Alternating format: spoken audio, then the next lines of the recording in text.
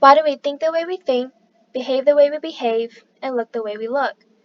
The theory behind nature versus nurture is a discussion many researchers have been conflicted over, but the debate no longer stands over whether either of the two are solely responsible behind an individual's physical and mental characteristics. The new discussion revolves around which theory has the most effect. This is going to be our topic today.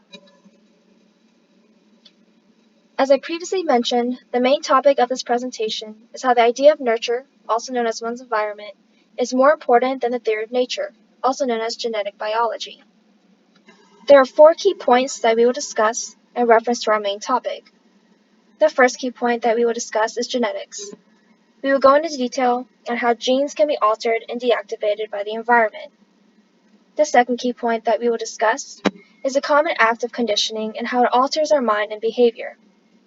The third key point that will be highlighted is how health is highly influenced by one's setting. And the final key point that we will discuss is the effects of the environment on our physicality.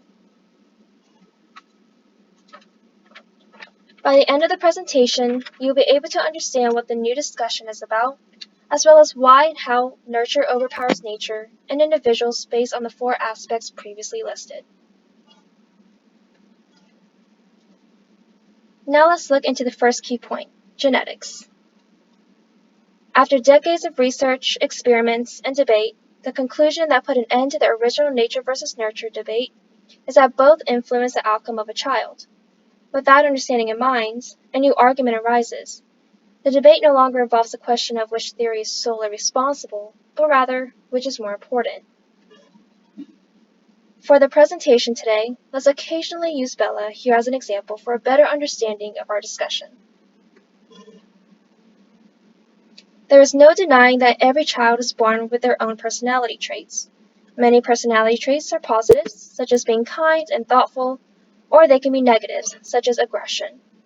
Many believe that the traits a child is born with are permanent and will ultimately define them in their future, but these genomes can be physically altered and or turned on or off by the influences of the environment. Let's look at Bella. Bella's genes may represent traits of being sweet, thoughtful, and empathetic, but if raised in an environment that encourages the opposite of those traits, the same Bella will express negative traits, such as aggression, as her positive genes get turned off due to stress hormones. Twins are a vital part of our population in the study of nature versus nurture. Although twins share the same genetic makeup, the different environments of the separated twins will cause great variations in the twins' personality, behavior, health, and overall outcome. Let's move on to the second key point, conditioning. No one is born with specific fears. Every fear, such as a fear of spiders or snakes, are learned through the act of conditioning. If a child is playing with a spider and her mother yells at her every time for doing so, the child will eventually associate all spiders with fear and stress in the future. The good news is that an individual can be relieved and changed in their fear by an act called systematic desensitization. This treatment was designed by psychiatrist Joseph Walp with the aim to reverse conditioned fear. If genetics is the most important factor in terms of one's behavior, one would not learn fear but instead be born with it. This would mean that deconditioning this fear would not work, concluding that fear is permanent from birth, but this is not true. Bella would begin to be conditioned the minute she is taught right from wrong, from the people around her and from her personal experiences throughout her life. There is even a program that was specifically developed known as PAX, the Good Behavior Game, that was designed to aid educators in easily accomplishing the act of conditioning by a reward system. This program resulted in a decline in criminal behavior and an incline in high school and college graduation. Now let's talk about the third key point, health. Genetics inarguably plays a vital role in an individual's health, but one's environment essentially dictates whether or not those genes are expressed.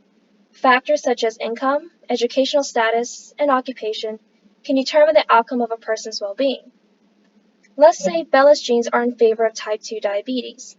If Bella lives in an environment that encourages the consumption of high carbs and sugary items, her body will more likely express that predisposed gene and she will be diagnosed with type 2 diabetes.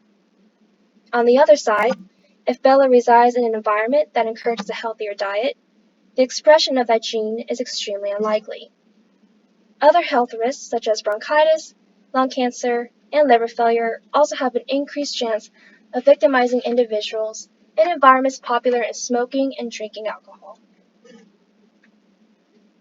Now let's highlight our last key point, appearance. So a child's behavior, mentality, and health are primarily determined by his or her environment, but the physical appearance is solely influenced by genetics, right? Although this is a common thought, it is incorrect.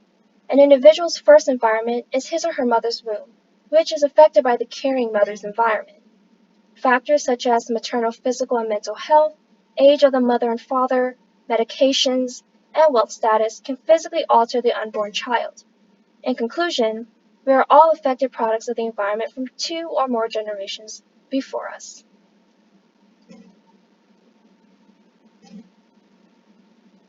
It is understood by all sides that genes cannot be erased, but they can be physically altered and turned on or off by the influences of one's environment. The assumption that genes determine one's behavior, mentality, health, and potential appearance leads to the false implication that the future of a child is absolute from birth. As humans, we change in all those aspects continuously, fading out the idea of permanence in human characteristics. Although genetics are essential in the makeup of a person, and can predispose him or her to certain subjects, the environment in which they were raised has the ultimate power of their future. It can modify one's DNA, condition one's actions, and ultimately influence their mental and physical well-being, proving that nurture will always overpower nature.